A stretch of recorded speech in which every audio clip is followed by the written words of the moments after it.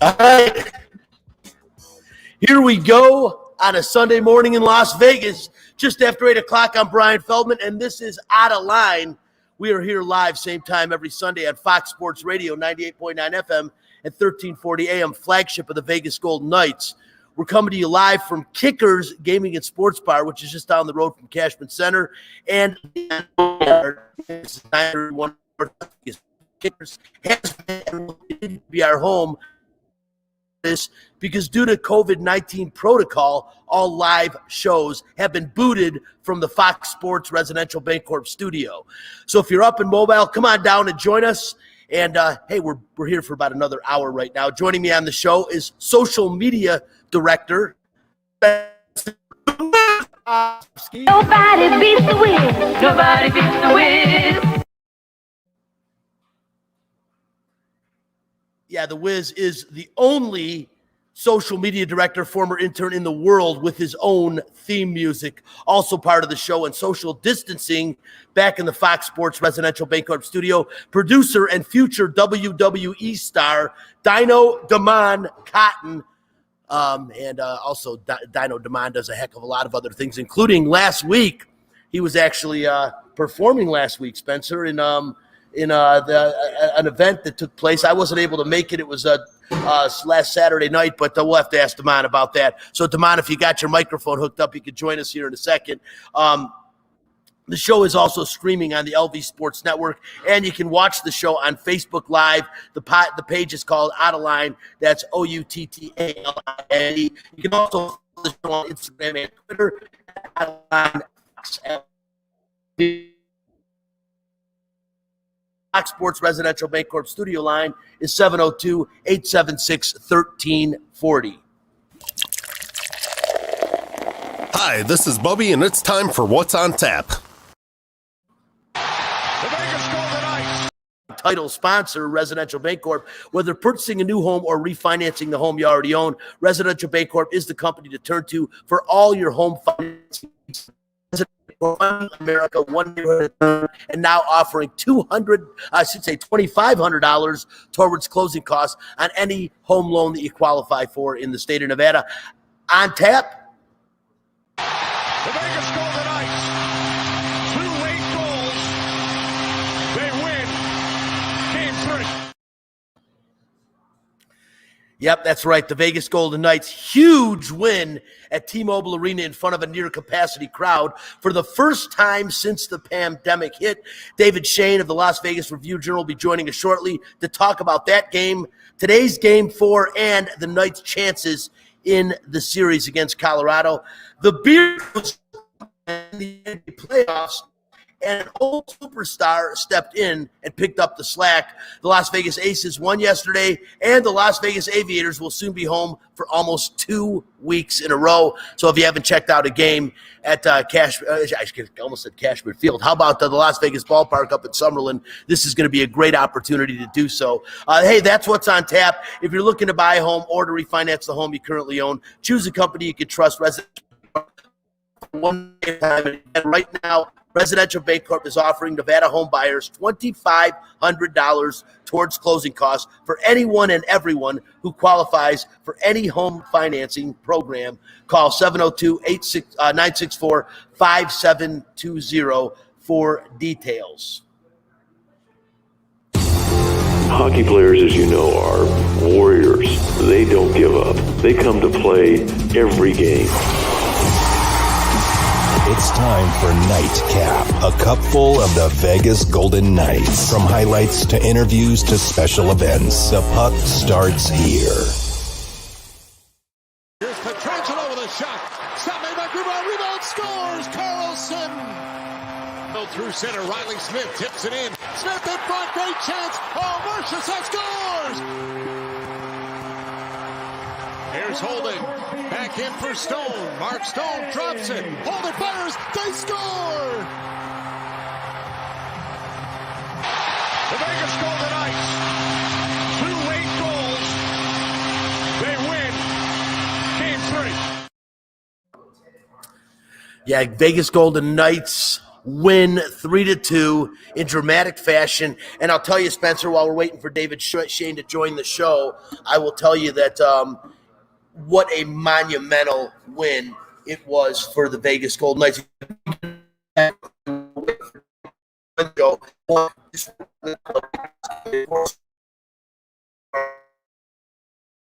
The heck out of this, and it's a great place to come. And today especially, you got a basketball game starting at 10 o'clock this morning, if I'm not mistaken, game 1 of the 76ers series against the Atlanta Hawks. And then shortly after that, a little bit later on today, you have a huge game 7 with coming up that's going to be with the Clippers and Dallas. Game, as well as, of course, the Golden Knights in a big game. No place better than to watch all of those events than here at Kicker Sporting Bar. They've got 17 big screen televisions, 15 gaming machines. The social distancing is down. They're back to 100% capacity. It is time to come on down. Check Golden Knights games. They offer $2 shots all game long, and every time the Knights score, last game you would have gotten 3 shots. Hopefully the Vegas Knights score a lot today. They need to. And 3 shots for every goal scored by the Vegas Golden Knights. And again, hopefully that will be soon. During football season, they have this NFL Sunday ticket. They are a Packers bar, and during Packers game, they're actually giving away Packers swag, Packers videos, all that kind of stuff. It's pretty cool. This place is amazing. Come on down and check that out. And again, no place better to watch Vegas Golden Knights hockey than right here at Kickers Gaming and Sports Bar. Free shots every time they score a goal. And, hey, some goals, some games this year, there's been a lot of goals scored. You've had a chance to have a lot of free drinks, but it's pretty cool. They also show all the UFC and other pay-per-view events. Get here early. They don't charge to get in. You got to get here in time for those events, but every time there's one of those, they have Kickers. Honestly, it's cool of a place and one of the very few standalone sports bars and gaming facilities in downtown Las Vegas. Again, just down the road from the Cashman Center and the Neon Boneyard, 931 North Las Vegas Boulevard. Come on down, check it out. Again, we'll be here for about the next 50 minutes. So if you want to come down and check it out, that's awesome. Back to Nightcap and what's going on today. Joined right now by David Shane. He does cover the beat for the Vegas Golden Knights, traveling back and forth all over the place. A special time of year, a special hockey team. Dave, first of all, welcome for the first time to Out of Line. Thanks for having me on. Good to talk to you guys. Oh man, we're excited to have you on. A series to say the least, to this point where game 1 they obviously weren't ready to play, and that's only because of the physical demanding series they had against the Minnesota Wild.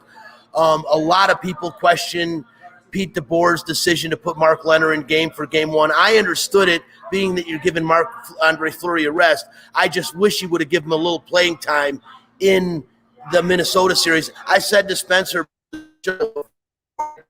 game 5 would have been the perfect game to play Leonard. You're up 3-1.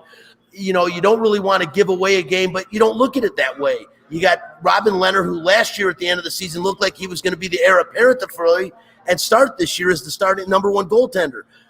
Why you didn't play him at all in the Minnesota series, I understand how well Marc-Andre Fleury played, but I really thought game 5 was the perfect time to play him, and I really thought you kind of threw him to the wolves in game 1 against Colorado. Now after that performance, you almost can't use him, and he hasn't even been the backup in the last games. Yeah, I mean, obviously, whatever happened in game 1, he got hurt because he hasn't been practicing.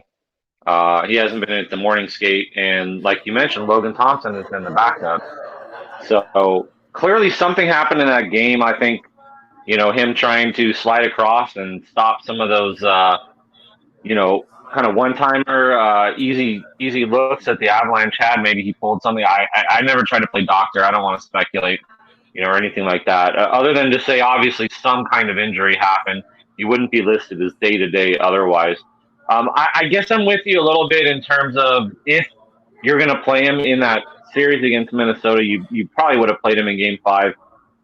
I think if I'm going to put myself in Pete DeBoer's shoes at that point, though, he was, I don't want to say petrified, but they did not like that matchup against Minnesota at all. and they had a chance to close that thing out, and Marc-Andre Fleury was playing well, and they wanted it done, dusted, out of there. They wanted it over it by Game 5. They did not want to go back to Minnesota, and they definitely did not want to play a Game 7 against the Wild in that series. Ultimately, it worked out, in the long run. But, yeah, I guess if you were going to play him, I think Game 5 would have been the spot. And then going forward in Game 1, I'm sort of on the boat, and I think I may be the only one here that wasn't surprised or didn't think it was all that controversial that Robin Lehner started Game 1. For a little bit of what you said, just the spot in the schedule. I mean, you think about the Minnesota series. They went from Minnesota back to Vegas for Game 5, 2-hour time change. Then they went back to Minnesota for Game 6, 2 hours ahead. Came back to Vegas for Game 7, another 2-hour time change. Then went to Colorado in Elevation. So if you're going to do it, if you're going to give Marc-Andre Fleury a rest, that was the spot to do it. And unfortunately, it just didn't work out. Yeah, no, I agree with you, David. I thought Game 1 was the game that Lehner was going to play. I wasn't shocked at all. You got to give Fleury a little break between the pipes. The guy's in his upper 30s. He's obviously taking the same vitamins as Tom Brady because he just seems to get better with age like a fine wine. He has been so miraculous during this series. Throughout his career, he's been incredible. But he's set himself as one of the greatest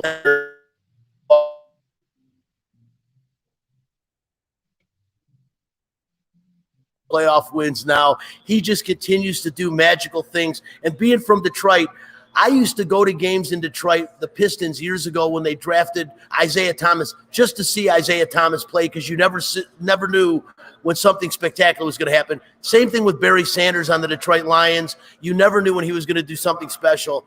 I almost put Marc-Andre Fleury in that category where every game you come and he's between the pipes, you never know when you are going to see something spectacular. Constantly is thwarting off defenders, plays the puck as well as any goaltender in the National Hockey League. What a pleasure and an honor it is for us in Las Vegas to have a guy like Marc-Andre Fleury representing this franchise.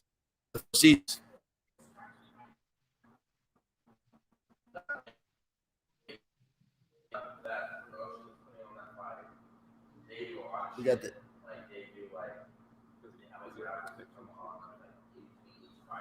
Yeah, sorry, I'm having a really hard time. You're kind of clicking in and out on me.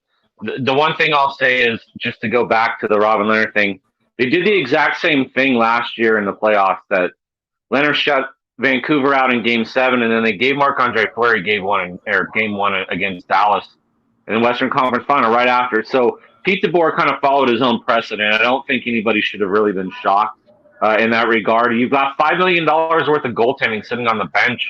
You have to use it at some point. That was the strength of this team. Yeah, we can nitpick here and there as far as, when he used them, but I think the idea that you go away from Fleury, at least for one game, isn't all that controversial, at least as some people made it out to be. In terms of what I could pick up from your question, you never know when you're going to get the diving Superman save. You never know when you're going to get the windmill glove save, some kind of flair. I mean, it's interesting, I watch a lot of soccer and soccer players talk about, their game and kind of their personality and flair and putting sort of their stamp, on a style. Marc-Andre Fleury is the one guy in goal that he's kind of an artist. He's kind of got a flair and something about him, the way that he plays net. And the strength of him coming out of the draft, 18 years ago was his ability to go laterally, and when you can go laterally, you make these unbelievable, spectacular saves. And even at 36, you never know when Marc-Andre Fleury, is going to pull one out, like you mentioned. No, he is such a magician and such a fan favorite and a team favorite. And it's so funny when you meet this guy, David, as you have many times, as I have many times. I feel like I'm going to walk up to a guy and he's going to have like a UPS shirt on. He just doesn't look like a guy that would be one of the greatest goaltenders in the history of the National Hockey League, and is probably one of the most humble superstar athletes I've ever met or had the privilege of interviewing. It's just an incredible guy. Backtracking a bit, because I do want to get to the keys of this series and the keys of the Vegas Golden Knights potentially going forward. But one of the things that we talked about, they didn't want to reflect against Minnesota. That could have been avoided had they won the final home regular season game against the Colorado Avalanche. And this brings something that all of us have seen this year, the incredible growth of Alex Tuch. He is without question a very gifted hockey player. To be his size, have the hand he has, the speed he has, could use a little more physicality, but you can see the potential future of Alex Tuch. The one thing, David, that we saw in the Colorado game when it was 1-0 and Alex Tuch missed a wide open net that would have made it 2-0. That might have changed that entire dynamic of that game. And he's also missed a couple of nets against Minnesota that were wide open as well, and one against Colorado. If this guy ever gets that finishing touch in his game on a consistent basis, it's scary to think how good Alex Tuch is and what the ceiling might be. But what do you think it is that he misses finishing this game? Because I'm sure you remember that wide open net against Colorado. He just flubbed on the puck.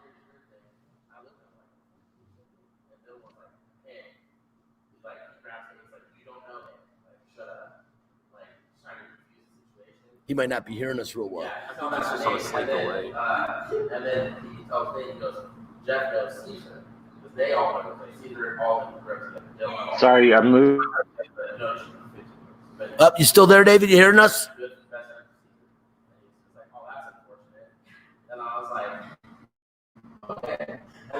Percent maximum full speed. And so what comes with that a little bit is, you know, when he gets those things, it's like he gets a rush to the brain or something like that, and everything just goes 100 miles an hour instead of just kind of slowing down for him. That is sort of the next step. I think that is sort of the evolution in finishing. You know, is just being able to have that poise with the puck on your stick. You know, we'll always think back to the Stanley Cup final and the save that Braden Holtby made against him. You know, that's sort of the one that hangs over his head. But yeah, there's been other examples, and I think that's the one thing that, you know, you take him from, you know, somebody who was, I think, at 18 goals, you probably put that out over a full season, that's 25. You know, maybe, you know, that's the difference between him being like a 30-goal scorer, you know, and where he's at right now is just being able to finish, you know, a few of those plays and just having that poise and calmness around the net. Yeah, I agree. We all know he is a tremendous asset to this team, and I think he's part of the future of the Vegas Golden Knights. And I think the game will slow down like it does for all great ones as time goes on. And I think Alex Tuch does have greatness potential. One of the guys who's already great, and probably the greatest acquisition the Vegas Golden Knights have made since maybe they did their inaugural expansion draft, is Mark Stone. The perfect fit for the first captain ever of this team. And again, the leading point scorer going into the postseason. Struggled at times in the Minnesota series, came through when they needed him to. And right now, the Vegas Golden Knights need Mark Stone to, you know, have more shots on goal. A great setup man. One of the best two-way players, in my opinion, in the NHL. But Mark Stone seems to, at times, have disappeared in this Colorado series.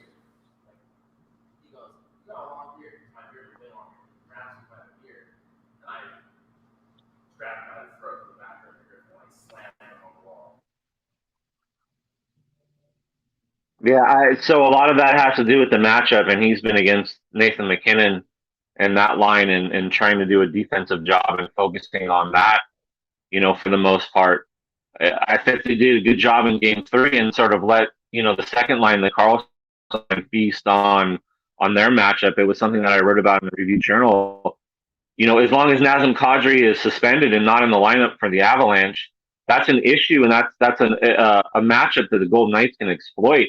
It's somewhere where the Carlson line is taking advantage. And, you know, Mark Stone was made a Selke finalist this morning, and he defensive play. I think, especially against Mikko Rantanen, that's a matchup that I think Pete DeBoer looked at, and at home with the last change said, okay, let's go best on best. You know, that's the best chance we have to slow down McKinnon and that line and that group is to just go ones. You know, go best on best as much as you can, and do it that way, and then try to win the depth matchup. And, you know, as long as Colorado's got a problem on its fourth line, In the first two games, they had a couple of rookies out there. The Golden Knights weren't able to take advantage in terms of scoring a goal, but there were a lot of chances against that fourth line when they were out there. And obviously we saw it a little bit, in game 3 and the third line for the Knights. You talked about Alex Tuch, even though they're missing Matthias Janmark right now, they've played well as well. So if Mark Stone isn't scoring, but he's preventing Nathan MacKinnon and that group from scoring, and the Golden Knights are winning the matchups down below and lower in the lineup, I think that's something that Pete DeBoer will take right now. I agree with that. And that Colorado line of Gabriel Landeskog, Mikko Rantanen, and of course Nathan MacKinnon is one of the most dynamic, exciting lines in hockey. It's going to cause problems for everyone. The first period of Friday night's game, they were outshot 15-3 in that period. The Avalanche as a whole, that's a 5-to-1 shooting ratio. Of course, the period ended up 0-0, but that has to be in the heads of Colorado that Vegas is able to keep them even from getting shots at times, which is really, really big. And of course, a line that has been together since the formation of this team in 2017, the misfit line of Riley Smith, William Karlsson, and Jonathan Marchessault. Wow, what would they do without these guys? They are the staple of this Golden Knights team. 2 of the 3 goals in Friday night's game, and it is so much fun that this team has stayed. This line, I should say, has stayed together for 4 seasons and for 2 different coaches. Yeah, and Pete DeBoer called them their identity. The identity of the franchise, and in terms of just, they're the cast-offs. They're the guys that, came from other places and had the chip on their shoulder. And, and proved that they could play. It was interesting. I'm trying to remember at what point, maybe it was when Pacioretty was out and they were struggling to really find somebody on the first line. And obviously Alex Tuch eventually moved up there and seemed to play pretty well for the most part in that series. But one of the things that I was advocating for at that point was to play Jonathan Marchessault up there and to break up that misfit line, because Jonathan Marchessault is more of the kind of finisher, goal-scoring role, which is what was missing with Max Pacioretty. They needed a finisher on that line, and Jonathan Marchessault had some chemistry with Mark Stone at the World Championship in 2019. So it was something that I thought, maybe Pete DeBoer tinkers with, maybe he looks at. And obviously he kind of said, no, we're keeping them together. And he talked about that yesterday, even about, there were some options, there were some things to do, but you don't find chemistry like they have very often. And when you have it, you keep it together and you roll with it. And it's paid off so far in this series. And I think if the Golden Knights are going to get through the Colorado Avalanche, it's going to be because that second line, that Karlsson line, continues to produce and play well. I think they need that depth and that secondary scoring to ultimately, win this thing. They're going to need to win. It was 4 out of 5 when they went home that they have to win over Colorado. That's a pretty tall task. If they're going to do it, it's going to be because the misfit line is scoring. I couldn't agree more. And I think also if they're going to do it, it's continuing to play great defense. The oldest cliche or adage in sports is defense wins championships in every sport, including hockey. Our last line of defense among the best in the NHL for years and years in Marc-Andre Fleury. And, of course, a really solid defense getting stronger by picking up Alex Pietrangelo this year. Martinez has been just a godsend. His ability to block shots, one of the best shot blockers on defense in the National Hockey League.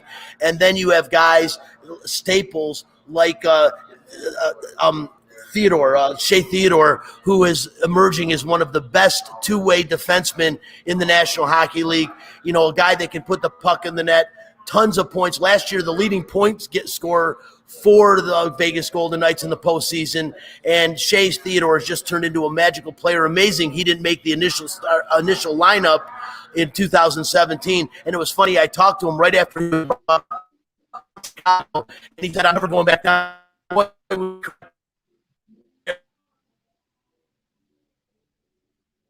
but the health right now of Braden McNabb, who is also one of the cornerstones of the defense of the Vegas Golden Knights. And also I wanted to ask you if you had any updates on Zach Whitecloud, who when he went down, I said, wow, it looks like he might have broke his arm. Any news on those two players?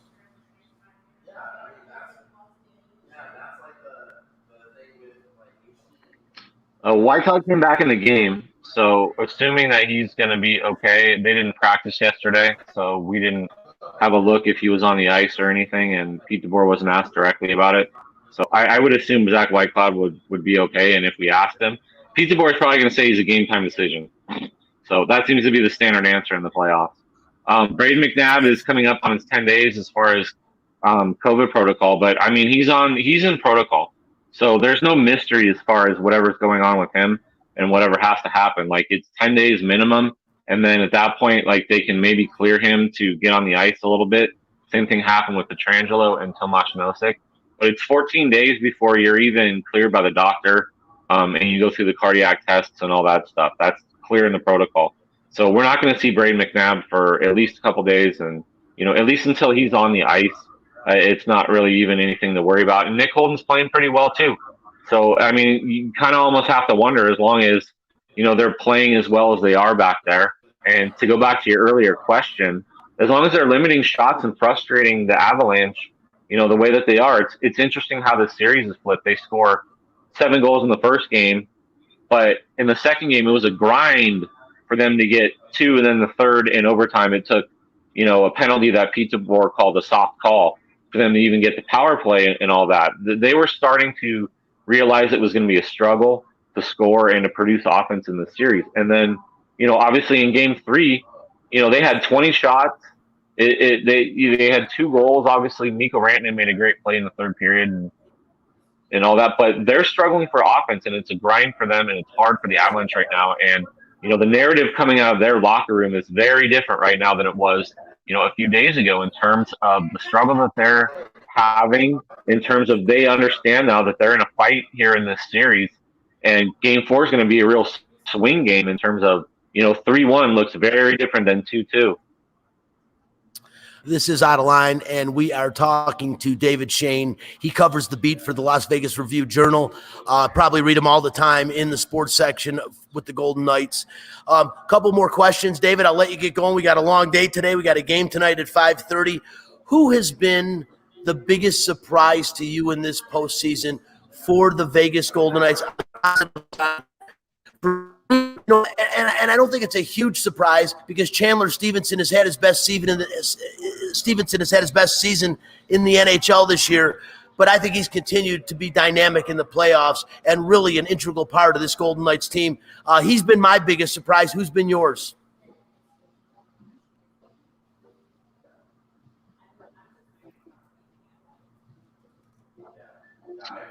That's a good question. Probably Matthias Janmark before he got hurt, to be quite honest. I mean, it was a hat trick in Game 7 from somebody that had only scored an empty net goal after he was acquired. And after that game, going into the Colorado series, as strange as it sounds, he was their leading scorer. Like, he had more points than Mark Stone or Theodore, who hadn't even scored or anything like that. So they've missed him in a way. That was a big, you know, moment, I guess you could say, in that Game 7. That's something that I think is going to go down in Golden Knights lore and Golden Knights history. You know, and where people, you know, that Game 7, you know, certainly wipes away some of the memories from San Jose. And if you're going to talk about a Game 7, I think you can, you know, remember a positive, you know, Matthias Janmark hat trick instead of, you know, a Cody Eakin major and things like that. But they've missed him, and I think, you know, he so far, even though I'm talking about somebody that's been injured and hasn't played the last couple games, you know, I think he was a big surprise, and he solidified that third line, especially when Max Pacioretty came back and they were able to team him with Alex Tuch. It was a nice pairing that they had going. They were developing some chemistry, and I think they've missed him the last couple games, even though they played, you know, 2 of their best games of the series. Yeah, he was a great pickup, a seasoned guy with a lot of playoff experience, and surprising he only had the one empty net goal going into the postseason. But that hat trick was magical and great, and I hope he gets back in the postseason, provided the Vegas Golden Knights continue to move on. A couple more questions for you, David. We'll let you go. Your prediction on the series, what's going to happen, and mainly what it would take, and you've kind of talked about it, for the Vegas Golden Knights to win this series. And then finally, your prediction on today's game, because I think today's game is just as crucial as Game 3 was. Yeah, I think so. At the start of the series, I picked the Avalanche in 6, so I won't come off that. I think kind of with that, I saw the series, maybe being 2-2, but in a different way.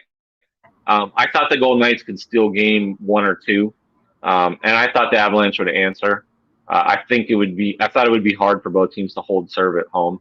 So I'm not going to come off that. I thought the Avalanche would win in 6. And I guess if I'm going to say that I thought it would be 2-2, then I got to say that I think the Golden Knights will hold serve. I think they will win today.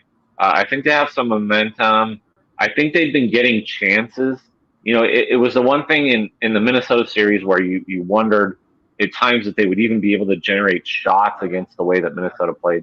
That hasn't really been a problem against the Avalanche. It's just getting something past Philip Grubauer. He's been really good and shown why he's a Vezina finalist as well. So in that sense, I think what they've done and what they need to do going forward is just a lot of what's happened the last 5 periods. It's simple hockey. It's boring at times. It's not the flashy, break it out of the zone, diagonal pass through the neutral zone, tic-tac-toe, and everybody jumps up and screams. That's hard to do. You're not going to really do that against Colorado. And the flip side to that is you don't really want to get sucked into a game like that.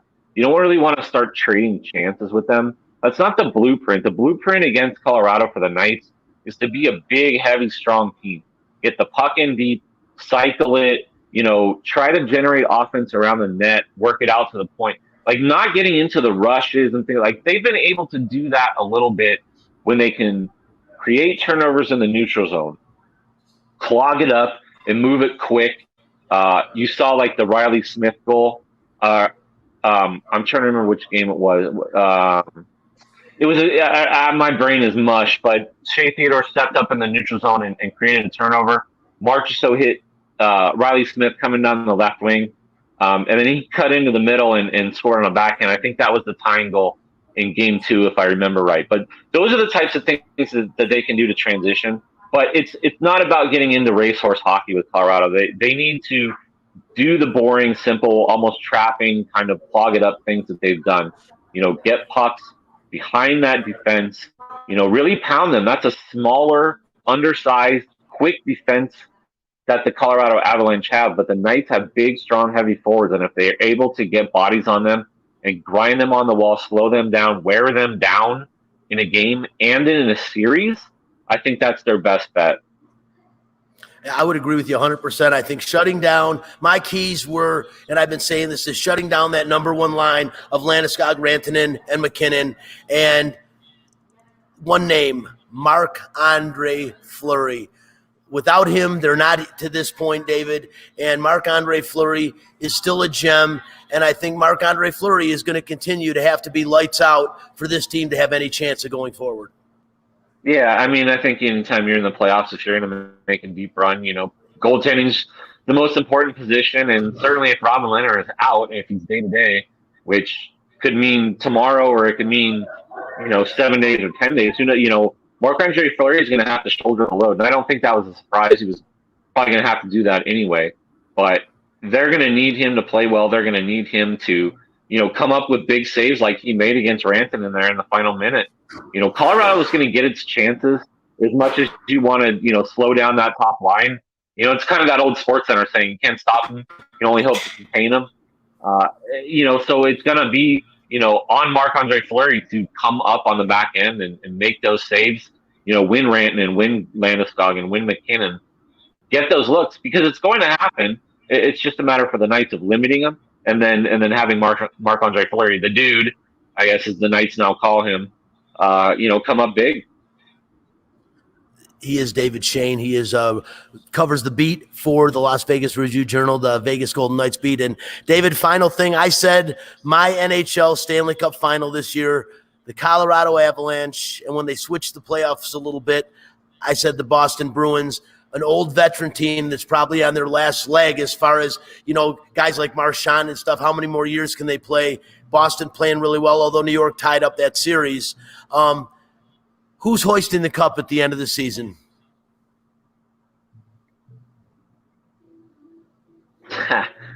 I'm terrible at these predictions. I never like to do them. I don't know. I'll say Colorado just to stir it up, and just because I think it's hard to repeat. I think the two best teams are Tampa and Colorado.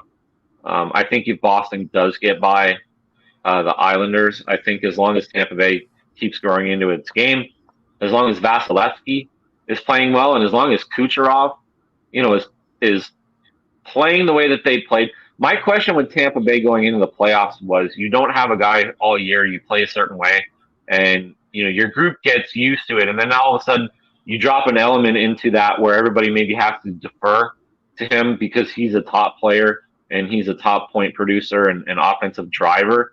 And so when you played 56 games a certain way, how is that going to change things? But they seem to be fine. And so I think as long as, those are the two most talented teams. I think as long as this plays out with talent, kind of winning out in the end, it's going to be Tampa Bay and Colorado. And, I don't know. I'll throw it out there. I'll throw Colorado in there. If Grubauer is playing the way that he's playing in this series and they get through it, McKinnon to me is just a truck, man. He's just so hard to stop. And guys like that don't go into a slump.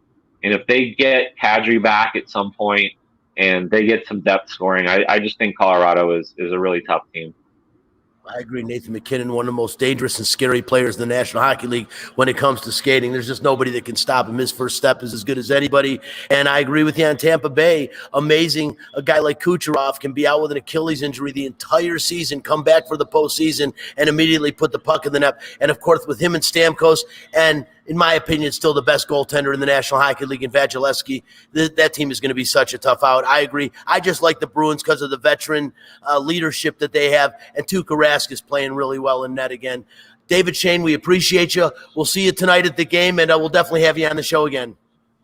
Thanks. Just real quick, I do like the Taylor Hall pickup. That was something that it's come out that I guess the Golden Knights we're looking at him as well, and he wanted to go to Boston, and that's worked out pretty good for them. So, yeah, maybe we can talk about that more. Conversations about the Golden Knights in the future. That'll mean they've continued on this season. Again, David Shane, Las Vegas Review-Journal. Appreciate your time.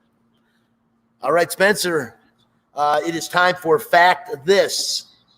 Fact This. If you don't like the facts, take your ass back to bed. Fact This.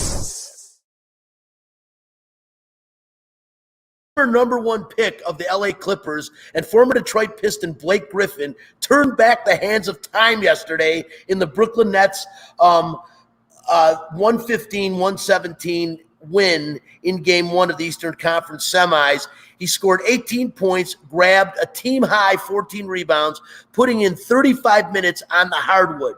This is something I believe he's going to need to continue to do if the Nets are going to do what most experts think they are and win the 2021 NBA championships. And in the first minute of the game, holding that right out of 21 games this season. And now the Nets are playing the Milwaukee Bucks, who I thought had the best chance of beating the Nets if anyone was going to. But the Nets role players come up gigantic. They score 61 points. That is way better than they performed against in the first round against the Celtics. It's a pretty incredible feat when you consider what they've done, Spencer. The backups, mainly Blake Griffin, Joe Harris, and Mike James, have all stepped you. Against them, they made 6. Those three guys are going to have to play big without James Harden. As good as Kevin Durant is, arguably the best player in the NBA right now.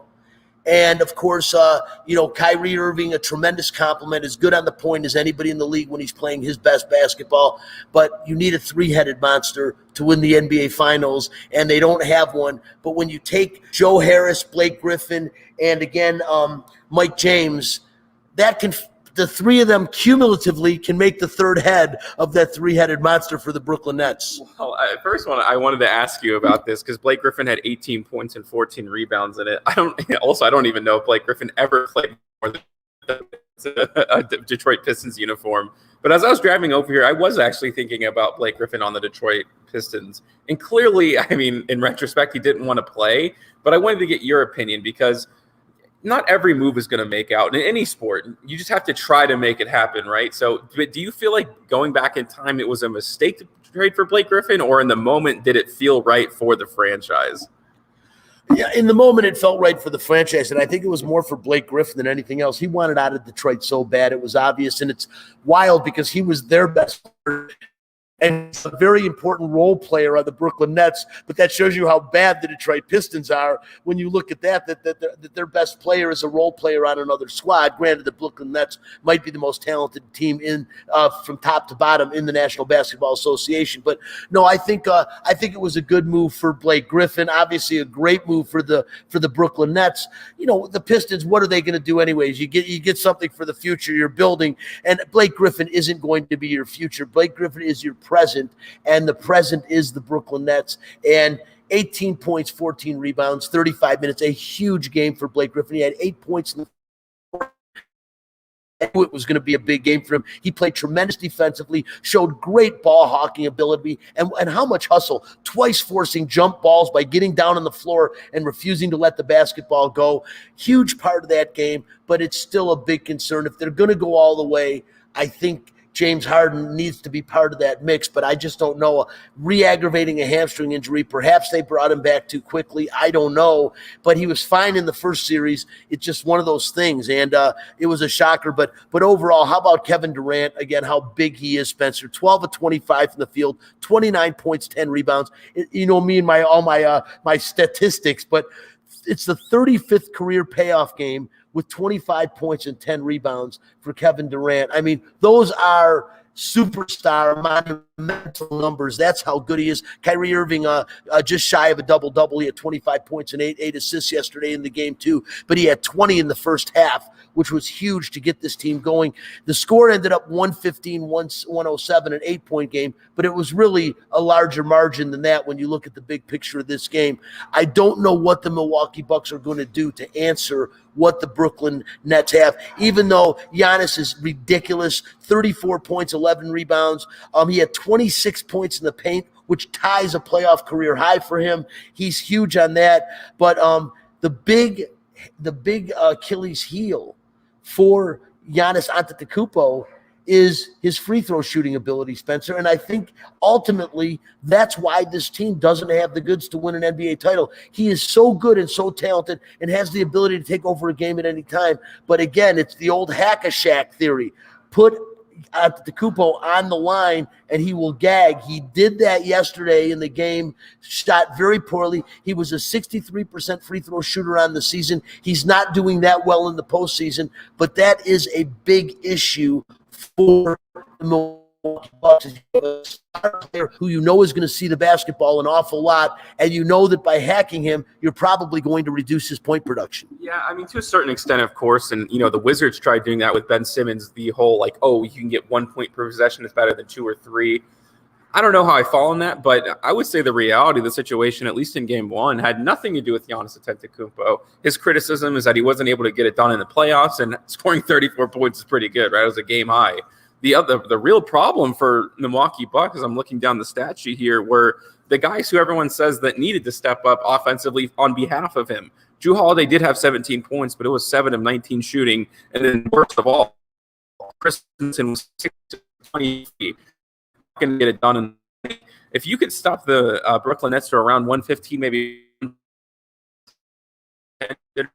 they offensively, you'd be able to win basketball game. In games 120 to 115, you'd say in your mind, oh, you want to, stop them to below 100 points, but everybody would. It's just not physically possible. The way you beat them is by taking advantage of how weak they are defensively. And it's just crazy to think that Chris Middleton was so good in the first round and then an easier defensive matchup for him in the second round and he can't get it done. I don't know.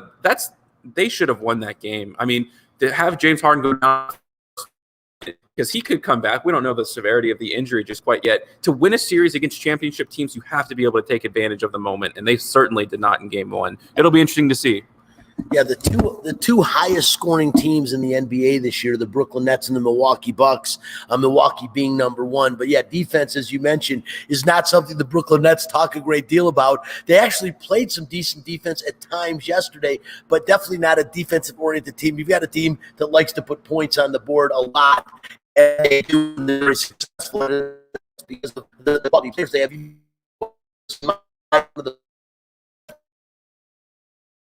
The job done and hits big shots, isn't afraid of the moment. I love what the Brooklyn Nets have. They are a very fun team to watch. But again, if you're looking for defense, it's not a game that you definitely want to check out. How about others starting after an hour after we got off the air today, Spencer? The 76ers are surprising a team who took out the New York Knicks. Everyone was so high on. It's Young, man. This kid is unbelievable, Spencer, for the Atlanta Hawks. But I think they're running into a juggernaut with the 76ers. You mentioned Ben Simmons a little bit ago. Joel Embiid and Ben Simmons, a two-headed monster that is so difficult to stop. They've been difficult to play against all year. The biggest problem with Philadelphia and the knock on them has been the health of Ben Simmons and Joel Embiid, both to stay healthy for all season. At 100% right now, and it's showing the way they play on the floor.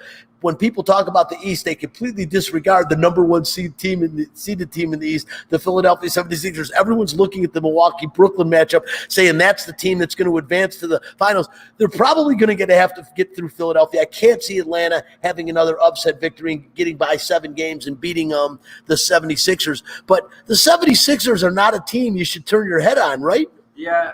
No, to a certain extent. I agree with you. And Trae Young, this has been his emergence, obviously. So the thing is if Joel Embiid's not healthy, like none of this matters. I actually think the Hawks could get past the 76ers without a healthy Joel Embiid, in my opinion. The way their team is structured after that is, Tobias Harris then becomes the number one scoring option. Secondary is Ben Simmons, and then I guess you could probably say Seth Curry even more. That's not a championship roster. And if you want to compare the top scoring options for the 76ers without Joel Embiid to the Hawks, Trae Young I'd rather have than Seth Curry. I'll tell you that right now. Tobias Harris, maybe the combination of Bogdanovich and Kevin Huerter, you might have better production between the two of them. It just depends. Tobias Harris doesn't take very good shot selection. He reminds me of Dylan Brooks, actually, a whole lot. We'll see. This will be a really good series, and a lot of the credit has to go to the head coach for Atlanta Hawks. I always forget his name, but he's one of my favorite coaches in the NBA. Shows how much of a big fan I am of him. I thought when the Pacers let him go, it was one of the biggest mistakes they've made. And obviously, they're not even in the playoffs right now. So we're not even talking about the Pacers who are hoping to get Terry Stotts. They'll probably be the leading candidate for that. But we'll have to see what goes on. I mean, we talked about that, or I just talked about that in the Milwaukee series. When you have an advantage with Joel Embiid likely not playing tonight, if you're going to win series, you got to take those just bizarre situations and take get the best out of it. Hell of a coach, and you are right. He's done a great job with the Atlanta Hawks this year. And Trae Young, I don't know if a lot of teams or a lot of players you wouldn't want Trae Young in front of. He is that good and that magical. He's a winner. He's a PTPer, as Dick Vitale would say, and he will give the Nets some fits, and he will outplay Seth Curry. But I still think, the 76ers. I still think the 76ers get by Atlanta, and I think it will be an intriguing matchup. Whether it is Milwaukee, it's more than likely going to be Brooklyn, but I think the Brooklyn and 76ers will be a more intriguing matchup than most people give that credit for. It's because the size. When you've got Joel Embiid and Ben Simmons, that is some tremendous size in the paint, and those guys are both good. They both can shoot from the perimeter. A little bit of free throw issues, but don't count out the 76ers. I still think the Nets will beat them. I think both those teams will get to the Eastern Conference Finals. I think the Nets come out of the East, but you shouldn't be disregarding the 76ers in any way, shape, or form. And Spencer, a huge game today that's got to be talked about a little bit as we run a little bit low on time.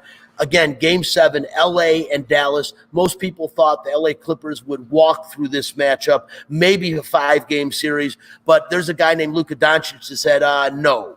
I am one of the best players in the league, and I'm going to show the world that right now. If you didn't hear a Luka Doncic before this, Clippers. You definitely know him now if you're any kind of a basketball fan. One of the most electrifying, exciting players in the National Basketball Association.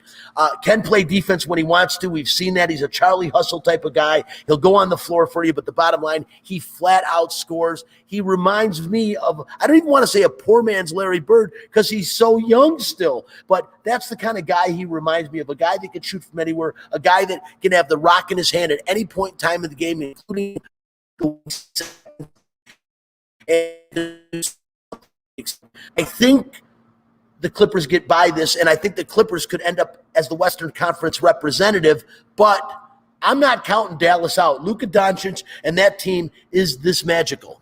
Yeah, I mean, the whole like the defensive philosophy on Luka in the first two games was very bizarre. It was, let's soft switch everything. So he would say, okay, there's right screen.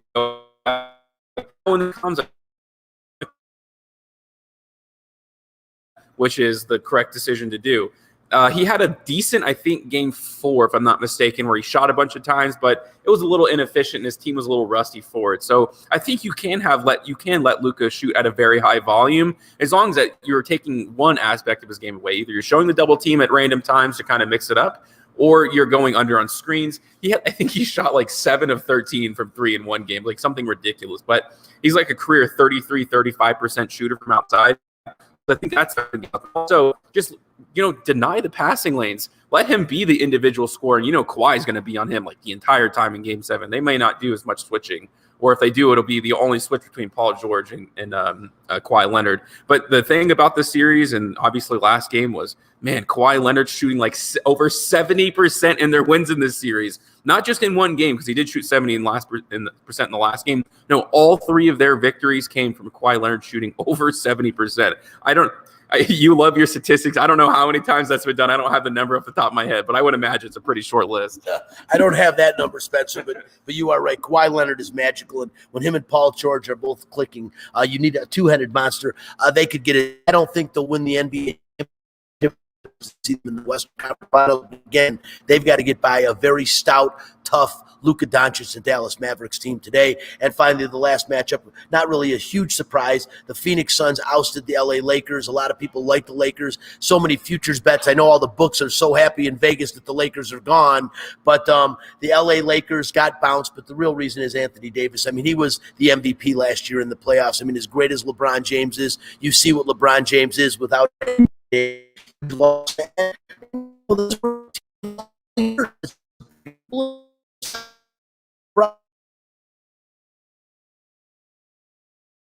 I don't think they're getting by Denver, but that will be a good matchup and a fun series, and tomorrow's game 1 of that series. Spencer, real quick, because we're almost out of time, the Las Vegas Aces, the second best team in the Western Conference right now. They handled the Seattle Storm, who's the best team in the WNBA with only 1 loss, 7 wins. They had 1 short. They have 7 wins, 1 loss. The Aces handled that loss, but the Aces are playing some pretty good basketball right now, and they're on the road, but they'll be returning home soon. Definitely a must-see. Also, as I mentioned, the Aviators lost last night, but starting the 10th of June, they will be home all the way to the 22nd. 12 days, 12 games. Get out and check out the Las Vegas Aviators at the new ballpark. The second season of the ballpark, because last year didn't count. And hey, they are the understudy, or the minor league team of the Oakland A's, who could become the Las Vegas A's. That is a serious conversation that we'll have on future shows, but that is a distinct possibility. Also, real quickly, want to mention Julio Jones, now a member of the Tennessee Titans, which is big for them. They got that big receiver at the end of his career, but he could still get it done. And I also want to mention Jake DeGrom. You talk about statistics. A current Met. I met Jake DeGrom when he was playing for the 51s out here, when they were saying Noah Syndergaard was going to be the next great pitcher. Turns out to be DeGrom. Do you know, in his 8 starts this year, he's given up 4 earned runs. That includes yesterday, shutting out in 7 innings the mighty San Diego Padres. This guy is for real, and he passed yesterday Sid Fernandez for 4th all-time on the Mets strikeout list already. That's how good Jacob DeGrom is. Listen, we are out of time. This is Out of Line. I'm Brian Feldman. I want to thank our guest today, David Shane, for taking some time and coming on the show with us. Of course, Spencer the Wiz Ostrowski, our social media director, for helping me out here on the show. And back in the studio, want to thank Dino Damon Cotton, for all the great work he does for us. And I want to thank Kickers, John Messenger, for having us on here at Kicker Gaming Sports. Come on. We'll be back Sunday, hopefully, about the Vegas Golden Knights. Once again, I'm Brian Feldman. This is Out of Line. We're out of time. We'll see you.